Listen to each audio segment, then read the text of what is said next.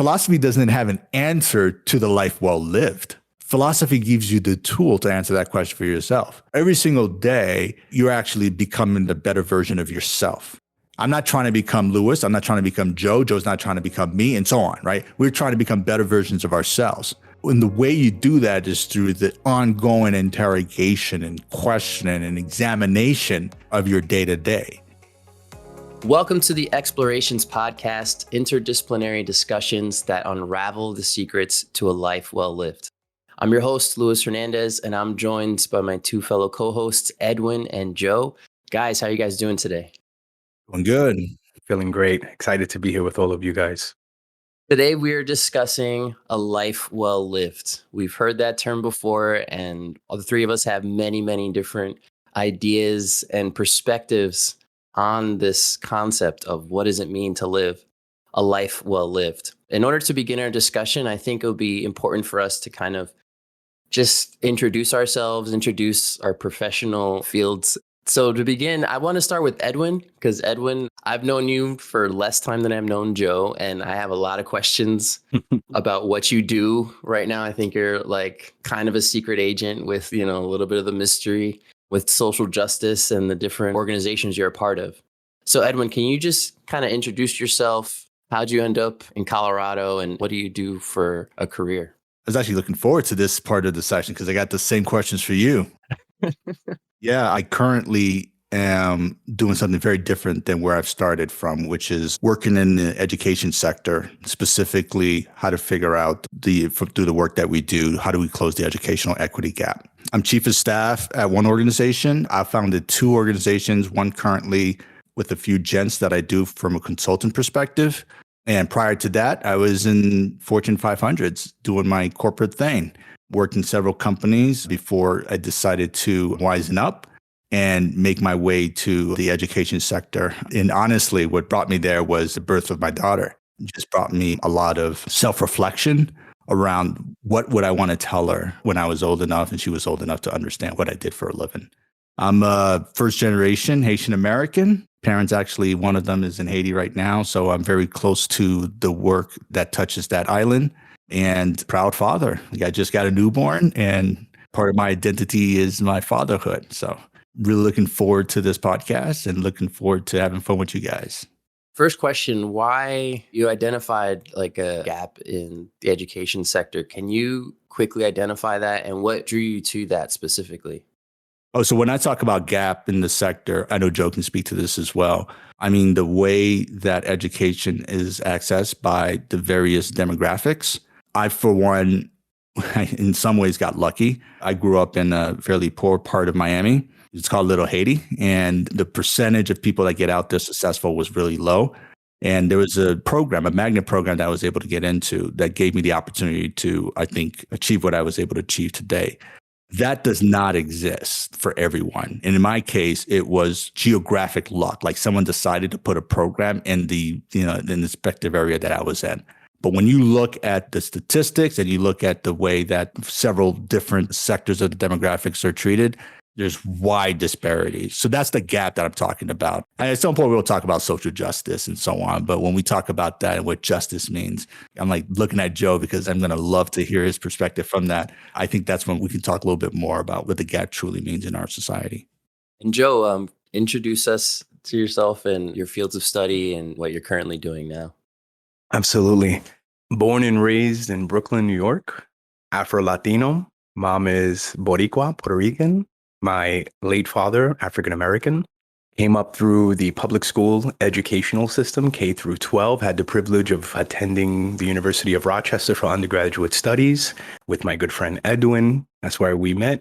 Pursued studies in philosophy, in astrophysics, and further studies and graduate work in theology and in philosophical theology, where I'm wrapping up a doctorate over at the UK in the University of Nottingham. I've been an educator within the largest urban university in the world, CUNY, City University of New York and Kingsborough campus, for the better part of, my goodness, now 18 years. It's coming up, maybe just shy of that, where I've taught English, but mainly philosophy. So I'm a philosophy professor. I also teach once in a while at other institutions, both philosophy and theology. I love what I do. In terms of my professional identity, I guess one could call me a theologian, a philosopher, something rather new on my plate right now, a philosophical practitioner, or rather a philosophical counselor. Happily married to my wonderful wife, Virginia, currently living in Queens, but really a Brooklyn kid at heart. And just happy to be alive and to be here with you guys to talk about all kinds of, I think, important conversations and topics that have tremendous gravity, not only within the context of the theoretical, but also the practical and what that means in terms of how we live and move and have our being. That's great. And my name is Louis. I'm from Queens. I currently live in Philadelphia with my lovely wife. We've been here the last almost 5 years now, but I am a filmmaker. I do a lot of video production for different nonprofits and small businesses. My particular focus in filmmaking is editing, post-production. It's important to note because my perspective on editing has definitely taken shape through academia. I studied at School of Visual Arts in Gramercy, New York. So a lot of my foundation and how I view filmmaking really comes from what I would say is a classically trained background, which we'll get into because it definitely influences my opinions on video as a medium and how video gets utilized today. And yeah, I have always had an interest in this topic of philosophy. But similar to Joe, I grew up in the public education system. And philosophy was always kind of this superfluous flourish in the corner that only if you were super, super interested would you pursue. There wasn't really a dedicated subject. We would hear about this term philosophy utilized in other contexts, historical contexts, which is what makes this project so interesting for me and also the relationships that I've developed with Joe and Edwin. Because my whole life, I felt like this term or this subject, philosophy, is just kind of it's just a background delegated thing. And yet here we are attributing a lot of importance or just a lot of value to this idea of philosophy. So my first question is one, why does philosophy get a bad rap? One of my favorite filmmakers is Terrence Malick. And I remember researching him and he got his bachelor's or his master's actually in philosophy. And I remember just kind of scoffing at it. It's it's not really a practical degree, but whatever. And I feel that's almost a common stereotype. I don't know if you guys agree or disagree, but it looks like you guys agree. But yeah, I wanted to open the floor of why does philosophy get a bad rap?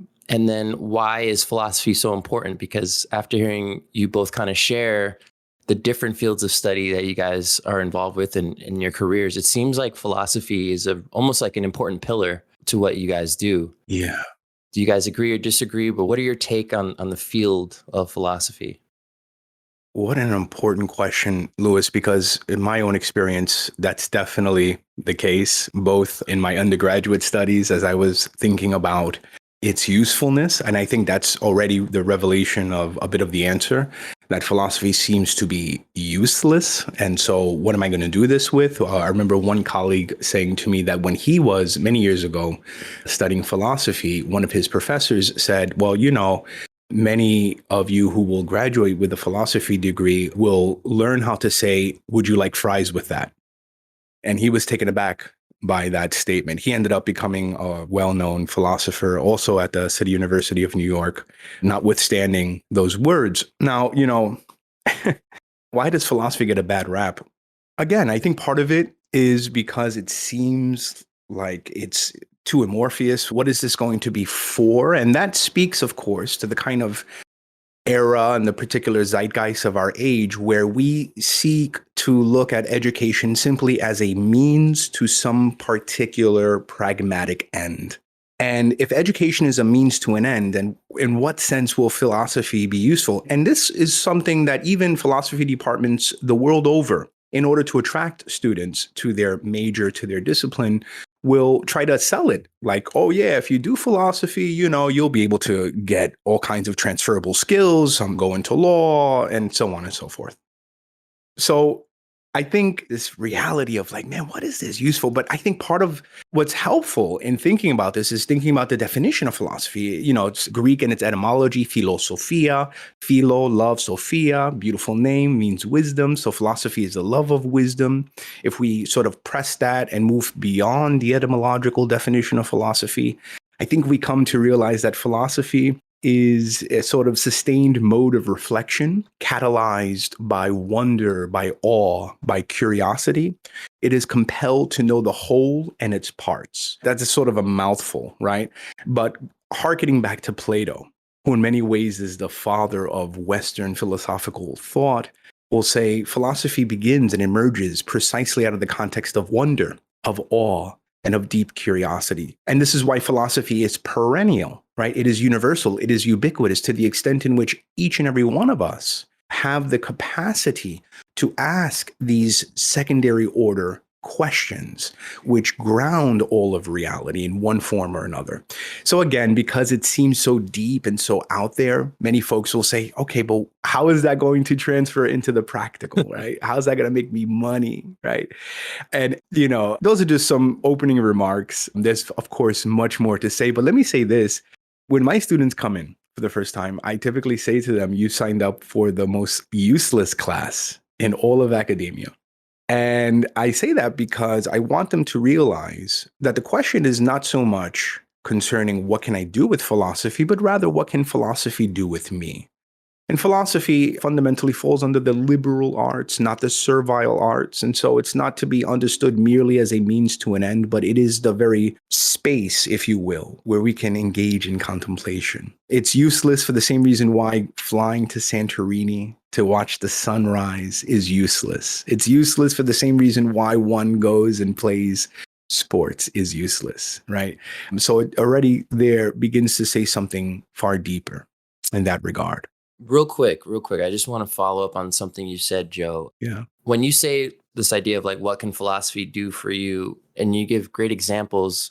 I'm wondering, like, are you speaking into the human experience? Like, is that what philosophy can potentially provide? Like, it can change your human experience in a way that if you did not pursue philosophy, that wouldn't happen. Is that what you're getting at? Because I'm trying to unpack that. Dude, absolutely. Yeah, no, absolutely. Absolutely. It can enhance our lives, but I would even go as far as to say it is our mother tongue. That is to say, when we forfeit our birthright, when we turn away from the philosophical gaze, we are in fact losing something essential about our humanity, right? Philosophy is anthropologically grounded. It occurs naturally for us as beings who can indeed reflect on being itself, as Heidegger will speak of, the German philosopher of the 20th century. Of course, this idea is perennial within the field of philosophy. So yes, it can indeed enhance us, just like the arts can enhance us, just like many other areas of our life can sort of have a mirroring effect and double back and sort of bring about a greater existential wholeness. But philosophy is also our native tongue, so that if we do not do it in one form or another, of course, this doesn't necessarily mean professionally, but if we forfeit that philosophical turn of mind, which is in fact ingredient to the human being, we, as it were, forfeit something about what it actually means to be human. This is why Socrates will say the unexamined life is a life that is not worth living for the human being. And he really believed these words because, as we would read in the work written by his student later, Plato, titled The Apology, Socrates is on trial and he is essentially given an ultimatum. They said, stop doing philosophy. And there's a whole reason politically and socially why they wanted him to stop, or you will die. And essentially Socrates said, no, I'd rather die, right? Because this is who I am. And what he's revealing here is that a life devoid of philosophy is actually no life at all. It's really interesting, right? And so the alternative, then death, is actually better if I can remain who I genuinely am to the end. Now, there's much more to unpack about that. And of course, what's being articulated there is that philosophy is somehow, again, ingredient to our identity, but without a doubt, it can enhance us, and it goes beyond that in as far as it is us in a certain way. I just want to build on what you just said, Joe. Yeah. So you got the understanding piece, right? That comes out of philosophy. So in a lot of ways, it's a perfect lens. The question you just asked, Lois, it's a perfect lens on what does it mean to understand something deeply. And by the way, both Joe and I actually studied physics. So when I say this, preface it with that fact, which is that we have become way too reductionist in our society. And part of that is the level of complexity that has arisen in the way the world operates requires these hyper specializations of people. And part of my theory of education is this like match into the cog in the wheel scenario that we're doing. So philosophy is the antithesis of that, right? It doesn't prepare you very well to be a cog tomorrow. So if you care about that, then in most cases, institutions do care about that because businesses that go to universities and universities that go to K-12, they feed into the fact that they're preparing you to actually start to work. So and from that perspective, I think that's the underflow that actually is pushing us against this form and practice of understanding ourselves and understanding our world. Obviously, Joe captured the definition perfectly. On the opposite side is what you're finding in our society today. I find that really fascinating, Edwin, what you said about the overly reductionist tendencies of today's society. Can you give an example just to help articulate what you mean by that? And maybe we could just kind of explore that some more of like, what's a facet of society or incident, event that can articulate this idea of like something being overly reductionistic or have reductionistic tendencies in today's world? I want to pass this to Joe in a second because he can speak to this. But one example, the reason I'm passing it to Joe, because you can see this in academia. When you decide to take on a particular type of work, so I'll speak to the post-academia side of it. You, for example, are most valuable based on a very narrow set of activity or knowledge that you have. So that's why you see in the rise of all these different form of specialties. Let's just look at medicine, right? You can't be a physician today. You got to be a neuroradiologist, right? Specializing in imaging the brain. So you see that everywhere, but I'll pass it to Joe because he can definitely speak more to that. Yeah, no, it's wonderful. And I think just for our viewers, let me attempt to offer an example of what reductionism is and what reductionistic thinking entails. Within philosophy, reductionism, properly understood, is a metaphysical fallacy. Metaphysics is just a big word speaking about the study of being or existence, right, or essence. And fallacy, right, fallaciousness or fallacy is a kind of mistake in thinking or in reasoning, right? Some kind of hiccup, some wrinkle in our ability to engage in discursive thought. And reductionism then is this really flattening out of reality, right? Making things to be far more linear than what they are. And so then missing out on the robustness of what is. So here's, I think, a good question, or rather a good example to think about this. If I ask you, what is a book? Right? And if you were to respond to that question, what a book is, like, oh, a book? Joe, a book is nothing more than paper and ink. I'm using a semantic key here, right? Whenever we hear folks say nothing more, it's nothing more than this or that, that should cause our ears to perk up because we're probably about to hear something of a reductionistic account, right? A book is not just merely paper and ink. Those are indeed ingredient constituent realities of the physicality of a book, of most books, but it is insufficient as a definition of what a book is, right? I could pour ink on paper. That doesn't entail it to be a book, right? And so we need a further and deeper account of what a book is. That's an example of a reductionistic account. And so, for example, in our culture, it's like, oh, love is nothing but lust. Consciousness is nothing but neurochemistry, right? This is nothing but that when we collapse said reality into only a constituent element of it, that's reductionistic. And to the question, both what you followed up with, Louis, and what Edwin gave an account of in terms of its what we can really grab a hold of from philosophy is that philosophy, as it were, safeguards us from these kinds of reductionistic tendencies. Now, there's a lot more to say about that because there are certain schools of philosophy and certain traditions of philosophy, like naturalism or materialism, for instance, that will indeed hold on to a certain kind of reductionistic account.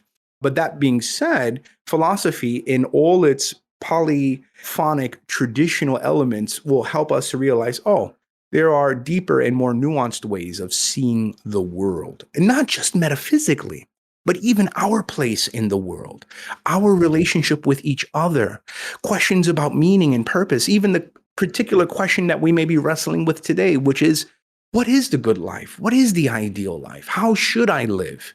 If I have not been introduced and catechized into these kinds of questions, I may actually think that the good life is simply a matter of the accumulation of wealth, power, of status and honor, or of pleasure. That if I get just more of these things, the happier I will be.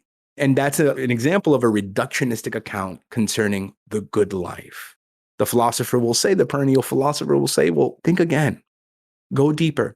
Are there examples of folks who may actually have a tremendous amount of wealth, but find themselves profoundly unfulfilled and are struggling with certain things, right? Just as an example. Right.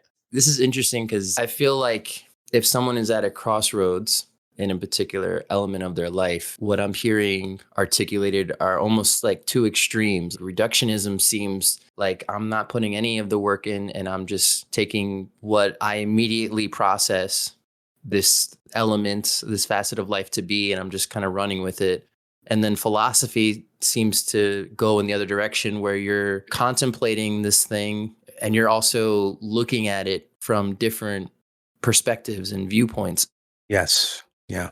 My perspective of this like dichotomy is that reductionism sounds very convenient, like of a choice, of an option, while philosophy sounds very inconvenient and mentally taxing. So my question to you guys is life just the balance of the two? You know, like I feel like there's the limit with philosophy where if I'm spending too much time on like a really important life decision, that I might just be in that angst forever, you know, like there might be a point where it's just like, all right, you're spending too much contemplation time. Those are kind of like my impressions and feedback to what you guys were sharing, because it feels like two extremes. What do you guys think of that? One thing that comes to mind when you said that, Louis, was this recent examination that I had of myself, which was as I was spending time becoming more useful to society, quote unquote, I was becoming more reductionist. Wow. And the flip side of that was then I actually wasn't spending time on myself. And so I would repurpose your question to a trade-off between taking care of yourself and taking care of society in a way, right? And this is an oversimplification. So in some ways, I'm being reductionist. Right. But what philosophy helps you do is become a better version of yourself, a better person, right?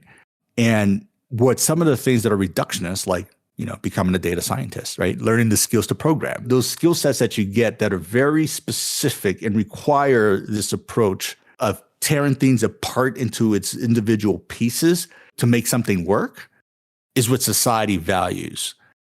And I thought about this, a few people in my life, and then I extrapolated to sort of see two versions of myself. One where I have gained all of the wealth that I think would make me happy, right? Which is in itself a cycle. And said to myself, am I okay with that?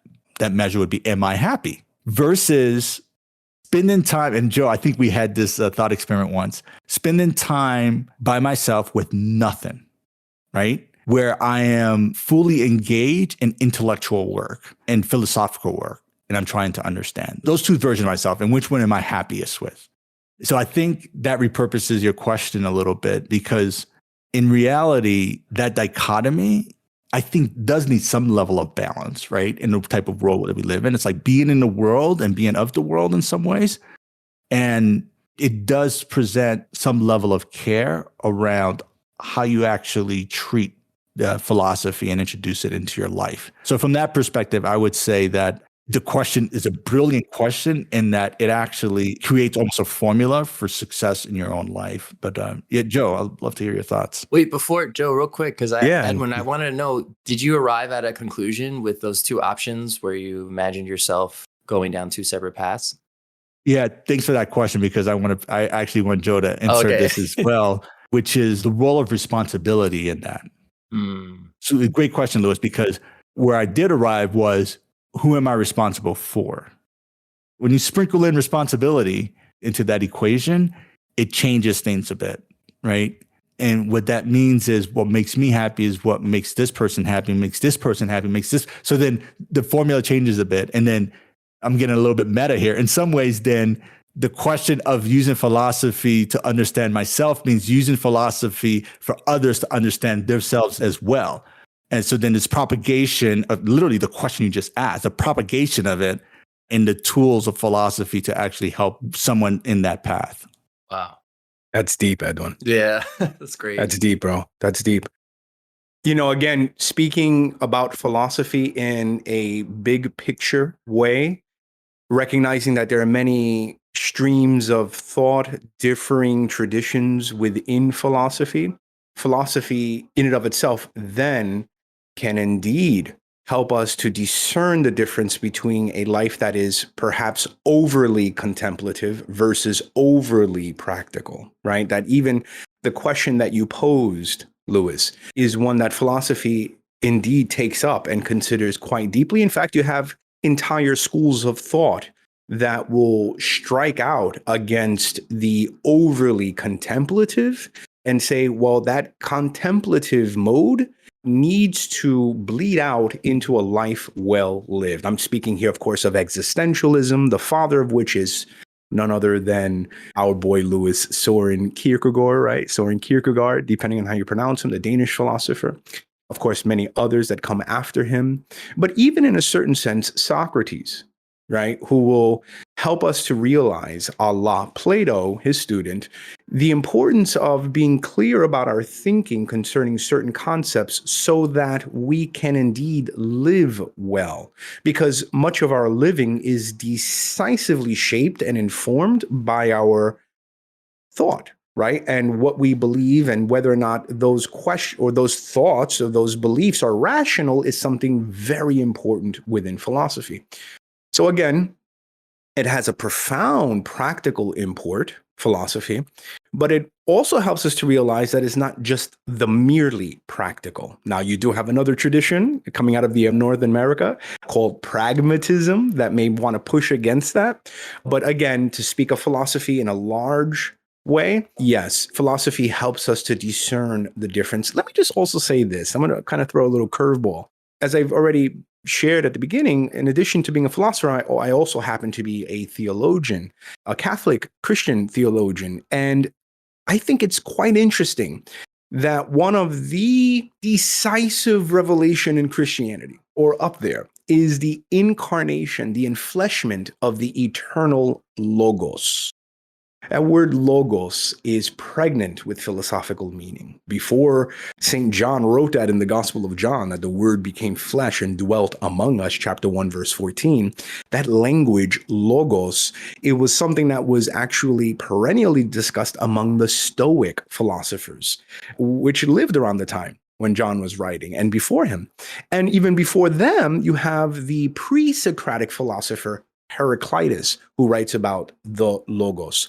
Now, what is my point here? Well, even from a religious and more explicitly theological angle, it seems to be quite interesting to think that here in Christianity, we have this idea that the eternal mind, the eternal word, the eternal reason or wisdom, these are many ways in which we can, define or translate the word logos, Greek in origin, becomes enfleshed.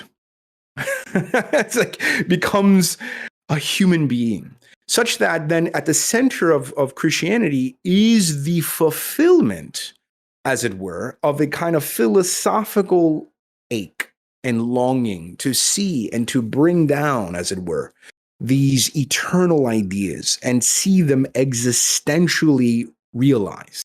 This is really interesting to kind of run with that angle as well. But that being said, yes, philosophy has so much to say about this, and I think can really help us to put these things into practice.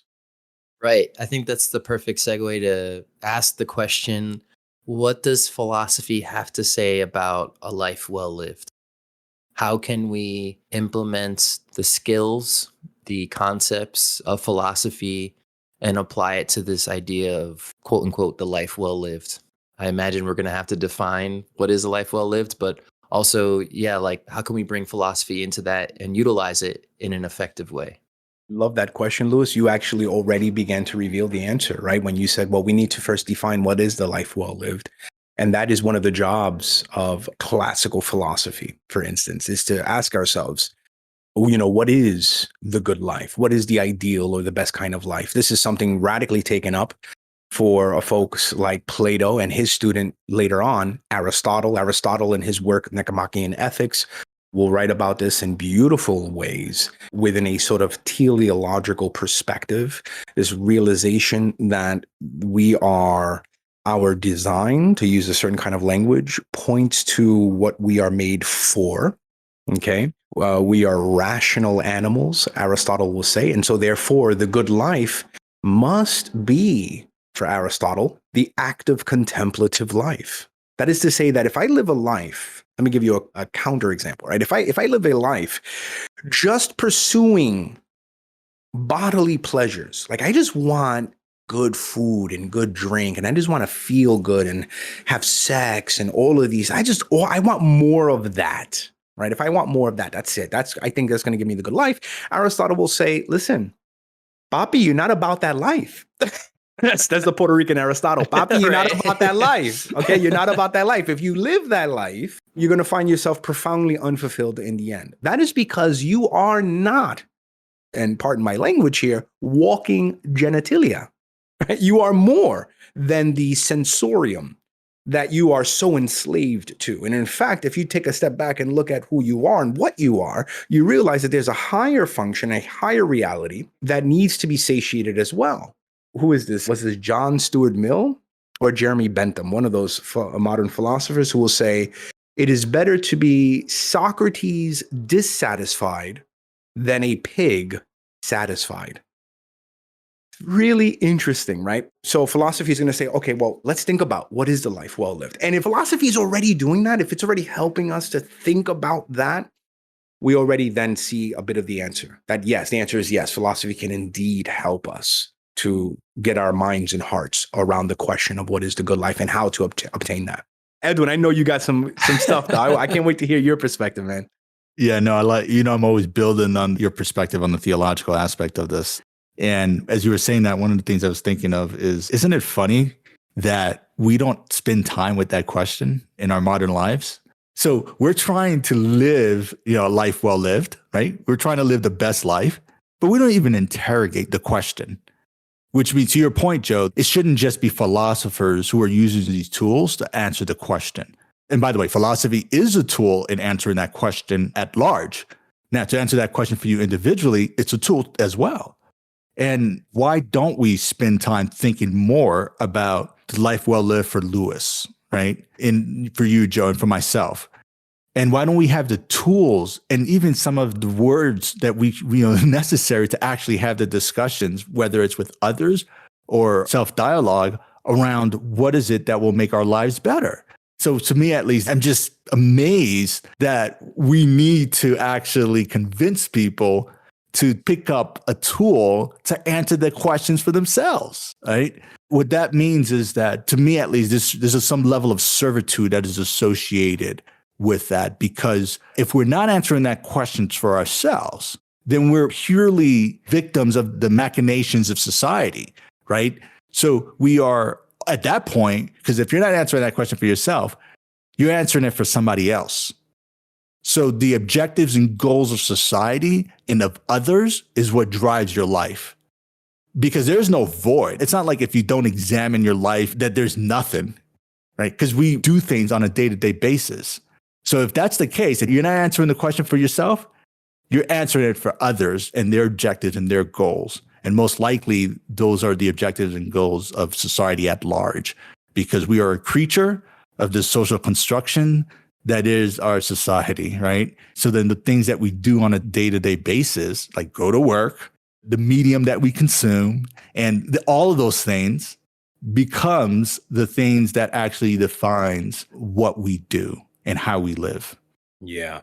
I mean, you're already sharing with us, Edwin, so much of the answer to the question that you raised rhetorically in your statement as to why don't we tend to pick up the tool, as it were, of philosophy and other tools to help us to really get our lives in order, to help us really think about these critically important questions, critically important precisely because they will have such an impact on how we live and what we live for. And the answer you're revealing is that it's insidious, right? That we're caught up, as it were, in the matrix. Mm-hmm.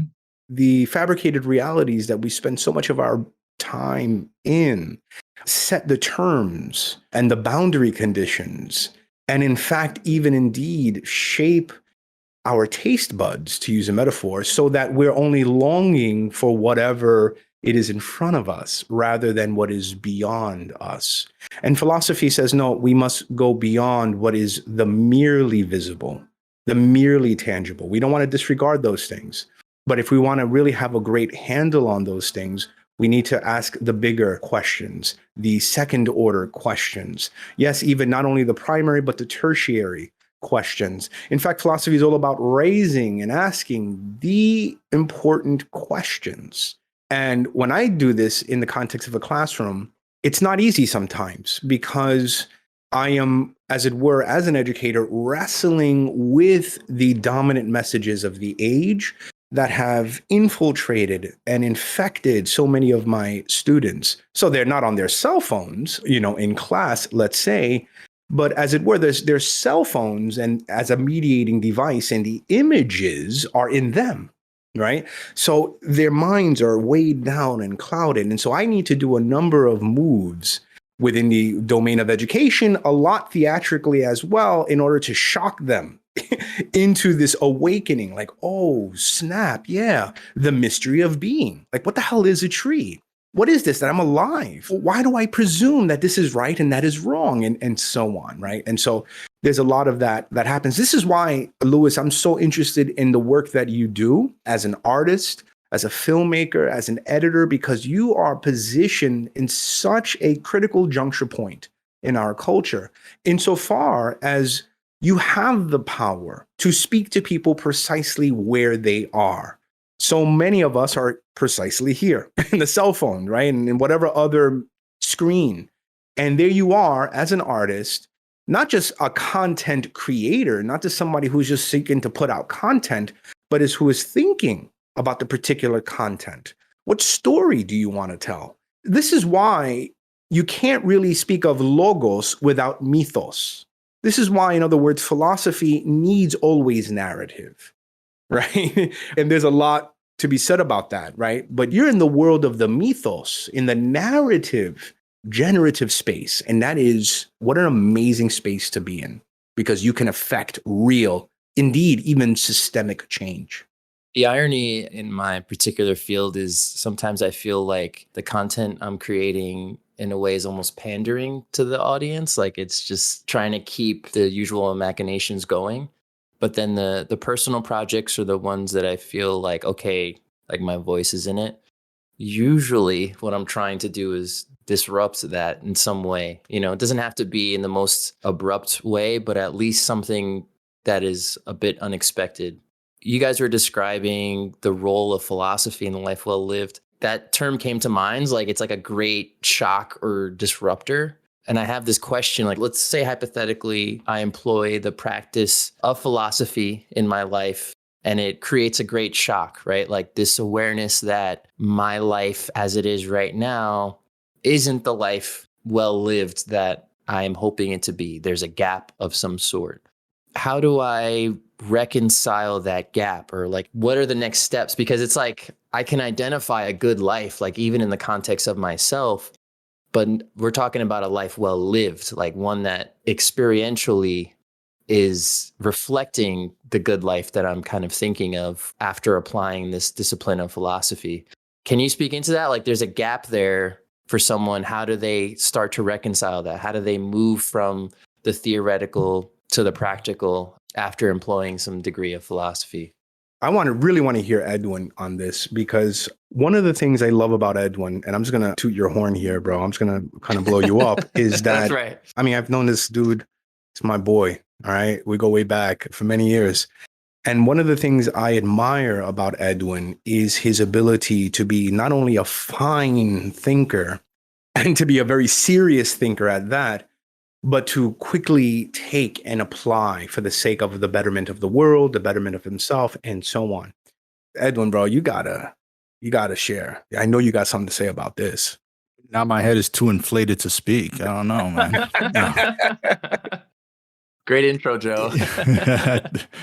As you were saying that, I mean, to what Joe was saying, I think there's at least for me, it's a personal mission to actually leverage philosophy. So I have, to toot Joe's horn, I have the benefit of actually having a philosopher, right, to bounce my ideas and, to actually educate me on some of the things that I'm doing on a day-to-day basis. And that response I think is the answer, which is that philosophy is the tool to help you close that gap. And it helps you interrogate every question that you have, right? And in reality, you're answering that question for yourself. So I just want to make it clear that there's no end. I know Joey could speak better to this. Philosophy doesn't have an answer to the life well lived. Philosophy gives you the tool to answer that question for yourself. Every single day, you're actually becoming the better version of yourself. I'm not trying to become Lewis. I'm not trying to become Joe. Joe's not trying to become me, and so on, right? We're trying to become better versions of ourselves. And the way you do that is through the ongoing interrogation and questioning and examination of your day-to-day. So you become more resilient. I'll use a personal example. I struggled quite a bit in my early years of college with making sense of the trauma that I experienced when I was younger. And not understanding, or not even having the tools necessary to understand that, made that trauma more important in my life than it otherwise should have been. And it stopped me from doing the things that I believed that I could. And being able to examine that and to understand that, you don't get rid of it, right? So there's things that we experience every day. We're like, we need to do more of this, then we'll be happier. No, the reality is that you need to understand what is happening to you. And in that process, you become more knowing and understanding of the life that you're living. And in that process, you become happier. There's no fallacy here that today, my future version is not going to experience more loss, more despair, more of all of those things, because that's just life. We lose people, right? Buddhism has a lot to say about attachment, and I'll leave it to the theologian to speak more to that. But the reality is that if you don't have the tool for examination and understanding, you're essentially unarmed to deal with the ebbs and flows of life. So that's the way I would preface that. So you're saying philosophy is a part of the practical solution. That's how I'm kind of interpreting what you're saying. Yeah. Because I was seeing it as like, oh, practical, I'm just kind of like, I'm studying in the theoretical, and then I have to do something else to apply some betterment to my life. But the way you put it, I almost saw it kind of flipped, where like philosophy is that practical tool. Like there are things and practices within philosophy that they are the things that will close that gap between recognizing where you would like to be and then actually reaching those places. Is that accurate, Edwin? That's right, Lewis. Philosophy is the tool, right? Because again, it's the way of knowing and understanding. And if you don't know, you don't understand the things that are happening to you in life, that leads to some of the despair, this sense of not being able to control one's life, right? Because it's really that simple, right? I hate to say it in that way, and maybe I'm turning this into a mathematical equation of some type, but Do it, bro. Do it. the reality is that if you're simply listening to us right now and you're like, I just want to be happy, the shortest path to that is understanding. I don't think there's anything else I could say, right? Because what we won't do, and this is a fact, is you will not control tomorrow. You will not control today. You will not do that. Again, the ebbs and flows of life is what it is, right? And so then those who actually aim to control is those who will actually find themselves in less control in a lot of ways. I love that because it really showcases the truth that philosophy is actually indeed about the cultivation of self-awareness. Some who may be hearing this may say, wait a minute, I thought that's the domain of psychology. People forget that fields like psychology and sociology come historically out of philosophers, out of philosophy. Before there was a field of psychology, you had Kierkegaard writing the book Sickness Unto Death and speaking by way of an existential analysis of fear and trauma and all of these things. Fascinating works, and even predating Kierkegaard. So yes, philosophy is this amazing space where we can indeed interrogate the questions. We're interrogating them and something wonderful happens such that the interrogating of these questions begin to have a doubling effect on us. The questions, as it were, question us, right? The sort of self-reflexive capacity that philosophy teaches us to apprehend helps us to indeed grow in self-awareness, which would then help us to realize what are those things that may be holding me back? What are those core beliefs? What are those scripts? What are those particular things that I am not even privy to in the domain of consciousness, but yet hold sway over me, that they are chaining me? I am enslaved, in fact. And so that's where philosophy operates. Going beneath the surface, like a submarine, looking at the bigger picture, again, the beautiful image of an iceberg. 10 to 15% of the iceberg is visible above the sea, right? So imagine you see a massive iceberg. Wow. Well, we know that 65 to 75% of that iceberg is actually hidden beneath the surface of the water. And philosophy goes there. Philosophy is not just concerned with what appears in the visible, here I'm using a metaphor, but what is beyond sight. Right? We need to put on our X-ray vision. That's what philosophy gives us, the X-ray vision. It gives us philosophy as a sort of MRI machine, right? The magnetic resonance imaging machine for the mind. I mean, we could just roll with the metaphors here, but it really helps us. So, Lewis, when you think about the practical, right? You read Marcus Aurelius's Meditations. You read the Stoics, for example, right? A whole tradition, a whole school of philosophy that is all concerned about indeed, what is the good life? What is the life well lived? And how, the how-to is hugely important for them.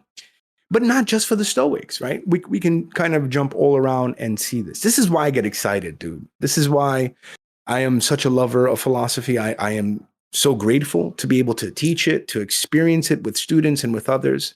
I do hope that folks who are interested in this, they pick up and read. Famous story concerning Augustine's own conversion, right? Take up and read. Take up and read. That's where it begins. This is why we need this podcast. Right. That's right. Let's say I'm watching this conversation and I am encouraged to pursue philosophy in a way that I haven't before, right? Like I could be new to the discipline or I never thought about it in this way. Is there a question that maybe we can pose to the viewer that can kind of help get them started, like something to kind of meditate and chew on during the week as they pursue their own life, utilizing this new tool of philosophy? Yeah. I would invite our listeners, our viewers, whether or not you're listening to this on a podcast or you're seeing this on YouTube, for all of you guys, to think about two things. Number one, your values. What is it that you value? And when you think about your values, I want to invite you to think about what you find most valuable in your life. And I want to, in fact, invite you to write it down. Right? Spend a little time, maybe open up your notes and your phone or a little piece of paper and a pen, and just jot down, let's say, your top 3 to top 5 values. And then when you have that list, I want you then to sort of juxtapose that, put that side by side with something else. That is to say, what you tend to do day in and day out. What do you, in other words, spend most of your time doing? Right? How do you live, in other words? Oh, I go to school or I work or right? And that's a good place to start. Maybe you want to think about that, see if you could fine tune it. When you're done with that, listing out your values and listing out your actions, then I want you to take a step back and just look at whether or not there is a disconnect. Is there a disconnect between the very things that you value and the things that you spend most of your time doing? If I value, for example, my wife, right? She's on the top of the list, but I realize that I spend most of my time doing things that don't include her or that are somehow just like that. It's not inclusive of her. Then I want to ask myself, why? Why is that? Is it because I'm in a very busy season of my life? Is it because maybe there's something deeper, right? Maybe I say that I value my wife and I feel that I do, but in fact, my actions most of the time are not reflective of that. Well, what's going on? Is that a disconnect? And I think this kind of like just start off small, start off where you are, and see whether or not there are internal tensions or contradictions is really helpful. Because that already is doing what Edwin was inviting us to do, is to recognize, self-awareness, right? Knowledge, right? Knowledge of self. The Oracle of Delphi had that saying right over it, right? Know thyself. Socrates took that up as part of his life mission. And so this is a good place, I think, to begin. Wow. All right. Well, thank you guys so much for this podcast. We're going to be having many more discussions about this, and we will be continuing to pursue what it means to live the good life. Thank you guys. Thank you. Thanks, Louis.